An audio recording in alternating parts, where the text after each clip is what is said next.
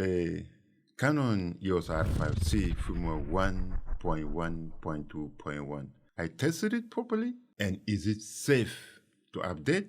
And by the end of this video, you will have that answer, my friend. If you rely on the R5C and you want tested, not rushed firmware review, please subscribe. We are pushing this community toward 10K subscribers, and your support genuinely helps. So let it break it down properly. What changed, what actually matters, and whether should you install it right now. Improvement number 1, Playback View Assist. View Assist can now be applied during playback. This should have been here from day one. Here I am in playback, and I'm gonna just choose a video.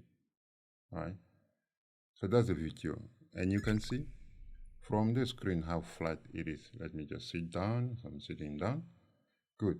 So you can see how the image is flat.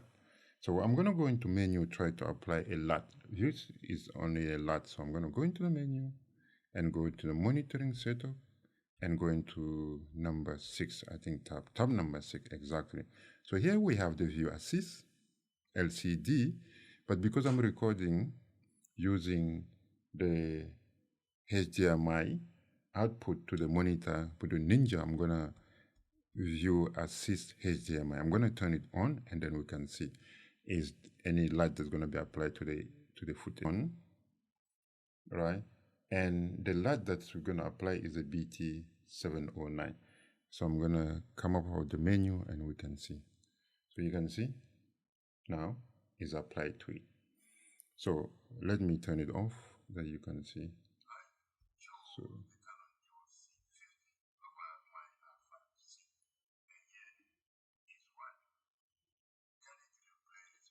So you can see. So now, so you can see like that, it's flat again. There is no image. I mean, the image hasn't got contrast, is a flat. Yeah, you can see from like this, it's flat image, no contrast. And then if we apply the View Assist, I'm going to apply it on. So now the View Assist is on, and then we can look at the image, and you can see now the image has saturation and contrast and so on. So basically in practice, so that's what it means, you know, that now when you, after recording, you can still apply a LUT. Before that, you're not able to do it. After testing this update, playback now match monitoring, exposure check are faster, skin tones are easier to read. This doesn't change image quality, but it removes friction. Improvement number 2, display level 2 clarity. Display level 2 now shows recording format, resolution, sensor mode, digital IS, gamma, and also color space. So basically here we are, right? So I'm gonna, because there is a 3 type of display that we have with the camera. So when we press the display, what we see now, that's a normal display. That's a display number 1, and that's a display number 2, and there's a display number 3, which there is no text, nothing, no information. So what are we looking at the display number 2? So here's the display number 2, and it said that this firmware update enable, you know, the recording format. What is the recording format? We can see recording format right there. What is a MP4? Like, you know, at the top there, MP4, that's the recording format. Main resolution, can we see main resolution? Yes. We can see what is a 4096 by 2160, that's the main resolution. And also you say that sensor mode. Can we see sensor mode? Yeah, we can see up there what it says Super 35. That's a sensor mode. And also you say the digital IS. Yes, we can see digital IS. You can see the hand over there. So that's and also you say the gamma and color space. Yes, we can see what it says C log 3 and then C gamma. So yeah, those are information that are displayed. The R5C lives in 2 worlds, photo mode and also cinema mode. And until now, it was surprisingly easy to lose track of what the camera was actually doing. And after testing, few setup mistakes now, faster check, more confidence, especially for solo shooters, the camera finally feels more honest. It tells you exactly what it's doing. But clarity alone doesn't help when focus starts falling apart in low light. Improvement number 3, focus peaking at high ISO. Focus peaking has been optimized to reduce interference from noise at high sensitivity. So, what does that mean? So you can see we're recording a manual focus, and you can see the focus guide there in green. But this what additional we have here. I'm gonna introduce the focus peaking. So let's go to menu. All right, so here we are in the menu. So focus guide is good. We have focus guides on, and then we go to focus peaking. Okay, so because I'm recording from the LCD, no, not from the LCD, from the HDMI, so I'm gonna turn the HDMI focus on so that we can see the changes. And then focus peaking, I select focus peaking 1. So I go to focus peaking 1, and then here are the settings. So color, I choose blue. Gain 10, I mean, that's the adjustment that you can make without much of problem. And then frequency. All right, everything is set, so let's come out of that. So you can see whatever that is in the focus, we have is surrounded by blue color. Can you see that? So let me move the focus somewhere here.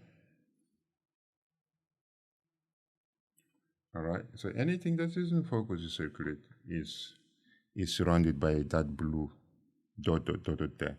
So that we are now focusing, I mean the ISO is a 12800, so I'm gonna put it to the highest ISO. So you can see it's still the image, you can see it's still the image clear, you can see the focus, clearly, as well, right? This is a quiet update, but an important one.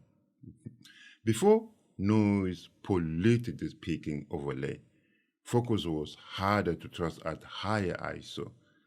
After real-world testing, now cleaner overlays, more usable manual focus, better confidence in darker environment, and if you have ever missed focus before, you will appreciate this fix. Improvement number 4, Cine-servo lens support. Canon expanded support for the Cine-servo lens, but I do not have the Cine-servo lens, so I was not able to test it. So let's pass on this one. But I have a quick question for you, my friend.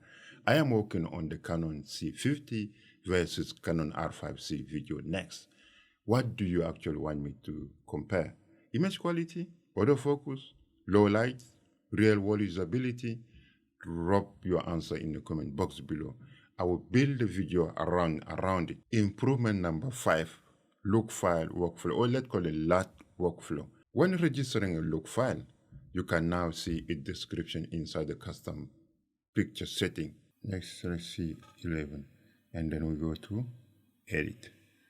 And in edit, so we're gonna try to,